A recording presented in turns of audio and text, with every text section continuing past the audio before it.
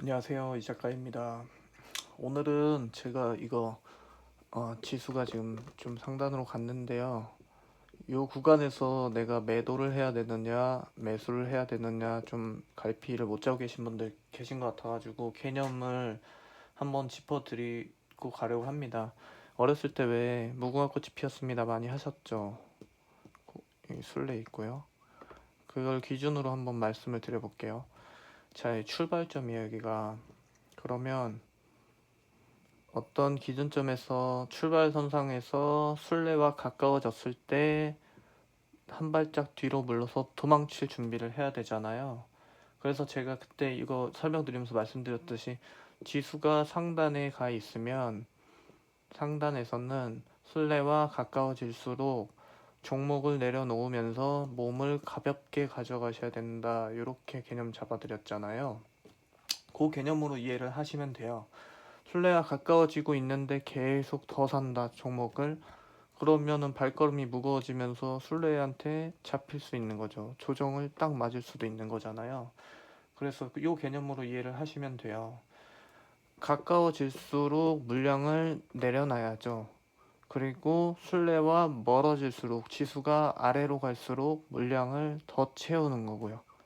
반대로 움직이셔야 되거든요. 그렇게 기본 개념을 잡고 계시면 돼요. 지수 하단 출발점으로 갈수록 물량을 더 많이 가져가셔야 되고요. 지수 상단과 가까워질수록 물량을 더 많이 내려놓으셔야 되는 거예요. 요 기준점은 사람마다 달라요. 전문가분들이 뭐 3,400에서 지금 600을 얘기하는 것 같은데, 요건 기준 그 시장을 바라보는 시각에 따라서 차이가 크기 때문에 저 같은 경우는 항상 뭐 한 번, 두 번, 세 번의 그 스텝이 있다 그러면은 저는 1번에서 먼저 내려오는 타입이거든요. 그 파티에 참석을 잘 안 해요. 왜 시장을 못 믿거든요. 저는 그런 스타일이거든요. 절대 내가 덜 먹어도 물리진 않겠어라는 주의이기 때문에 그거는 그 바라보는 기준마다 많이 다릅니다. 그래서 그 지수 상단에 대한 개념은 그 투자하시는 분들께서 내가 지수를 어느 시점까지 있는 긍정적으로 보겠어라는 그 기준점을 잡으셔가지고 전체 주가 지수가 그 기준점에 가까워질수록 물량을 조금씩 내려놓으면서 현금 비중을 높여가는 방식을 사용하시면 됩니다. 뭐 일부 전문가분들은 4천 이상을 얘기하시는 분들도 계신데요. 잘 모르겠습니다. 저는 그 정도까지는 전반적으로 거시경제를 통해서 바라본 국내 증시가 놓인 상황이 그렇게 지수가 막 4천, 5천까지 승천하리라는 기대감은 사실 가지고 있지 않거든요. 그래서 그거는 뭐 개개인이 판단을 하셔야 되는데, 저 같은 경우는 덜 먹어도 좋으니까 한 달에 한 번만 딱 포인트 잡아서 저점에 잡아서 수익 내겠어. 약간 그쪽에 더 가깝단 말이에요. 극단적으로 표현하면. 그래서 그 개념은 그 투자하시는 분들이 한번 그 지수 상단과 하단에 대한 개념은 직접 잡으시면 됩니다. 그리고 그 반도체 개념 설명 한 번만 드릴게요. 오늘 제가 시장 보면서 느꼈던 거는 반도체가 향후에 조정을 준다 그래도 저점을 좀 높여가면서 갈 수도 있겠다는 생각을 했어요. 그러니까 조정을 받았음에도 불구하고 기준 박스권처럼 막 그 2개월, 3개월 전에 시세로 돌아간다, 그런 그 상황이 많이 나오지 않을 수도 있겠다는 생각을 오늘 좀 가졌습니다. 지수 대비해서 그 상승폭도 굉장히 크게 키워가고 있고, 그리고 차트를 좀 몇 개 봤는데 전반적으로 계속해서 저점을 높여가고 있더라고요. 그래서 원래 2월 중에 만약에 조정이 한번 오면 이번에는 반도체를 잡으면 장기 투자로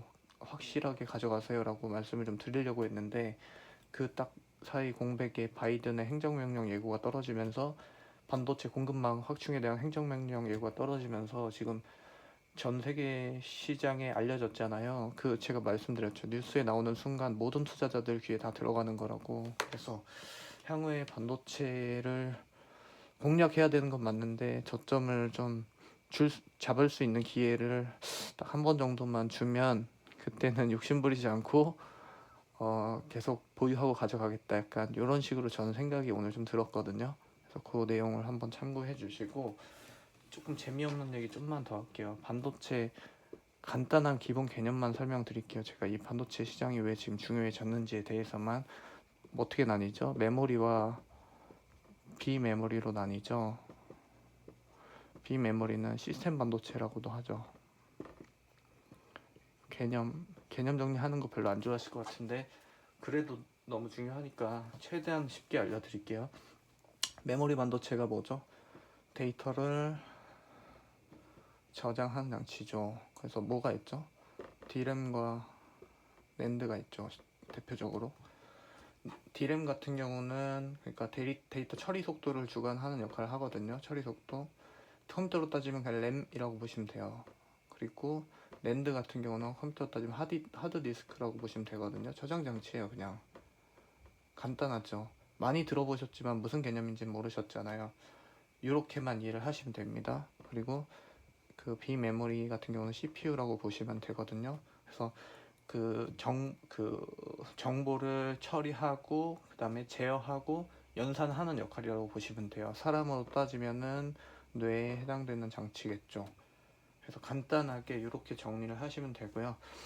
메모리 시장보다 전 세계적으로 비메모리 시장 규모가 훨씬 더 큽니다. 7대3 정도 되겠죠. 그래서 향후에는 더욱더 이제 메모리 시장 규모가 확대될 수 있는 상황에 놓여 있다. 이렇게 이해를 하시면 되고, 메모리 시장과 비메모리 시장이 이렇게 확대될 수 있다 이해하시면 되고, 메모리 시장 같은 경우는 국내에서 삼성전자와 하이닉스가 굉장히 큰 비중을 차지하고 있죠. 그래서 뭐 그렇게 이해를 하시면 됩니다. 그래서 보면은 왜 비메모리 시장에 대한 규모가 확대될 수밖에 없느냐 이렇게 여쭤보실 수 있잖아요. 그래서 삼성전자 같은 경우도 지금 2030년까지 133조, 그래서 15,000명의 인력을 투입해가지고 지속적으로 이제 성장을 시킬 것이다라고 예고를 했어요. 그래서 점유율을 높여가겠다는 거거든요, 세계적으로. 그러다 보니까 이제 추가적으로 파운드리 돼서 파운드리 증설을 하려고 하는데요. 이 개념 잘 모르시죠? 파운드리 같은 경우 뭐냐면 파운드리의 반대 개념이 팹리스거든요. 그래서 어떤 기업이 이런 식으로 이렇게 해서 반도체를 만들어 주세요 하고 수주를 주면 그거를 만들어주는 업체를 파운드리라 하고 그 수주를 주는 업체를 팹리스라고 합니다. 이건 간단하니까 알고 계시고요. 그래서 시스템 반도체 시장에 진출을 해가지고 내가 세계 1위로 세계 1위가 되겠다 이런 막 출사표를 냈잖아요 지금. 그런 상황에서 갑자기 늘어나는 공급량에 대한 시스템을 체계를 갖추려 그러면은 당연히 규모 확충에 있어서는 파운드리가 중요해지겠죠. 그래서 이제 그렇게 바라보시면 되고요. 파운드리 같은 경우 지금 제 정확한 이게 또 좀 기억이 먼데 세계 순위로 본다면 1위가 TSMC일 거예요. 그래서 점유율은 54.4%였나? 그럴 거고 그 다음이 이제 삼성전자인데요. 삼성전자가 한 15.9%였나? 그리고 세 번째가 미국 기업인데 제가 지금 갑자기 기억이 안 나고요. 네 번째가 UMC, 이것도 대만 기업인데 한 6.8% 정도 점유율 가지고 있고, 그다음에 다섯 번째가 SMIC라고 중국 기업이에요. 이게 한 4.7% 정도. 이런 식으로 이제 파운드리가 점유율을 가지고 있거든, 전 세계적으로. 그래서 이제 전반적으로 요런 삼성전자가 위치해 있는 위치가 요런 상태다라고 보시면 되고요. 그러면 왜 삼성전자가 그렇게 시스템 반도체 시장에 진출을 해서 시장 점유율을 끌어당기려고 하느냐를 배경을 마지막으로 살펴드리고 빨리 마무리를 할게요. 그래서 그거를 한번 살펴보죠. 요 기본 반도체와 그리고 메모리, 비메모리에 대한 개념은 어느 정도 잡히셨죠? 별로 그렇게 어려운 내용은 아닌데 용어 자체가 주는 좀 거부감이 있어가지고 좀 이해하기가 처음에는 좀 쉽지 않으신데 자꾸 들여다보시고 계속 보다 보면은 그렇게 뭐 크게 어려운 내용은 없거든요. 다 우리가 실제 생활에서 다 쓰고 있는 것들이어가지고 큰 어려움은 없으니까 한번 지속적으로 관심을 갖고 보시고요. 시스템 반도체 비메모리라고도 하셔도 됩니다. 반도체 향후에 이제 이게 어떻게 작용하느냐. 지금 이제 가장 보편적으로 화두가 되고 있는 게 차량용 반도체거든요. 차량용 반도체. 그리고 인공지능 반도체 있고요. 인공지능 반도체. 그리고 애플리케이션 프로세서 있고요. 이거 다 굳이 안 써도 되죠. 애플리케이션 프로세서 있고요. 그리고 나아가서는 뭐 자동차, 그다음에 가전까지 쓰임이 이제 확대될 전망이거든요. 그래서 요거를 이해하시려면은 그 전반적인 산업 자체를 이해를 좀 하셔야 되거든요. 지금 4차 산업혁명이라고 했잖아요. 그때 4차 산업혁명과 3차 산업혁명에 대한 기준도 제가 그때 언젠가 글로 적어드렸어요. 컴퓨터의 발견으로 시작이 됐죠. 그래서 정보를 저장하고 그다음에 손쉽게 처리할 수 있는 기능을 만들어준 게 3차 산업혁명의 출발점이라고 본다면 4차 산업혁명은 거기서 좀 더 나아가서 그 정보를 가지고 데이터를 가지고 우리 실생활에 침투를 시켜서 조금 더 빠르고 조금 더 편리하게 만들어주는 게 4차 산업의 주된 이제 그 목적이라고 제가 저번에 글에서 적어드렸잖아요.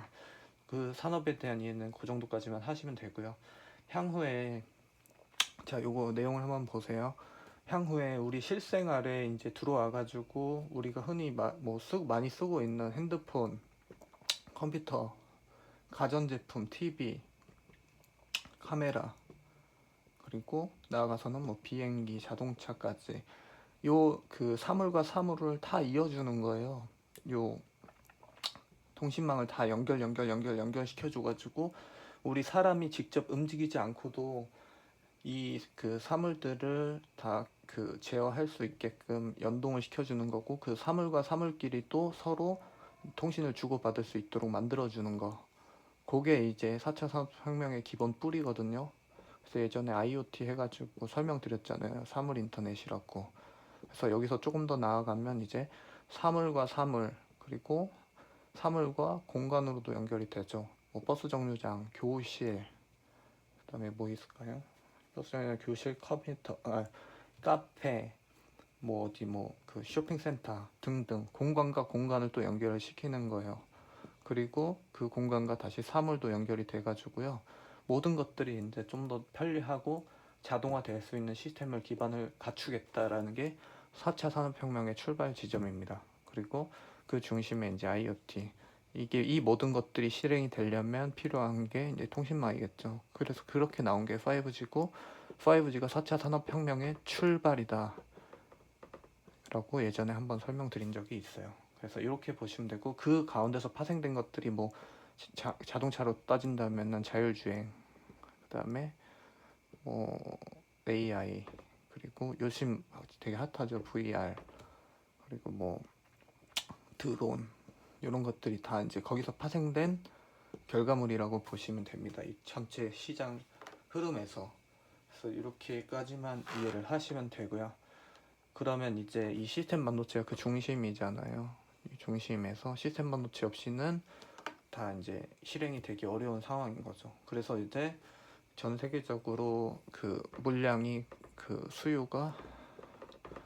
공급이 수요를 다 채워주지 못하는 그런 공급 부족의 현상이 계속 일어나고 있고 향후에도 그게 가속화될 수 있다고 이제 판단을 하고 있는 거죠, 시장이. 그래서 이제 더욱더 시스템 반도체에 대한 비중은 높아질 수밖에 없는 환경인 거고, 그래서 삼성전자도 시스템 반도체에 집중적인 투자를 예고한 것이고, 그러면 이제 삼성전자를 기반으로 해가지고 삼성전자와 함께 같은 길을 갈 수 있는 기업들을 찾아내야겠죠.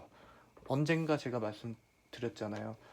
차트를 보고 기업을 분석하고 그 다음 산업으로 넘어와서 마지막에 거시경제 전반적인 세계 흐름을 보는 게 아니라 그 반대로 세계 시장 흐름을 보고 그 다음에 산업을 찾고 그 다음에 그 안에서 기업을 찾아낸 다음에 그 다음에 마지막으로 차트를 보라고 했잖아요. 그 반대 개념으로. 그래서 이 내용을 토대로 해가지고 마지막으로 연결된 산업과 연결된 기업을 찾아내는 일을 하는 것이죠. 이제 기본적인 내용은 어느 정도 이해가 되시겠죠? 그래서 별로 그렇게 어렵지 않으니까요. 조금 제가 설명이 굉장히 부족하거든요. 이게 막 머릿속에 있는 거를 즉각 꺼내려고 하다 보니까 꼬이는 부분도 많고 좀 실수도 있고 하니까요. 직접적으로 이 전반적인 틀만 잡아두시고 공부를 조금만 해보시면 될 것 같습니다. 그래서 반도체 종목은 하나 정도는 가지고 포트에 꼭 구성을 하셔가지고 가져가는 편이 좋지 않을까, 저는 그렇게 바라봅니다. 오늘은 짧게 이렇게 마무리를 하고요. 또 뭐 생각나는 내용 있으면 촬영을 하도록 하겠습니다. 안녕히 주무십시오. 감사합니다.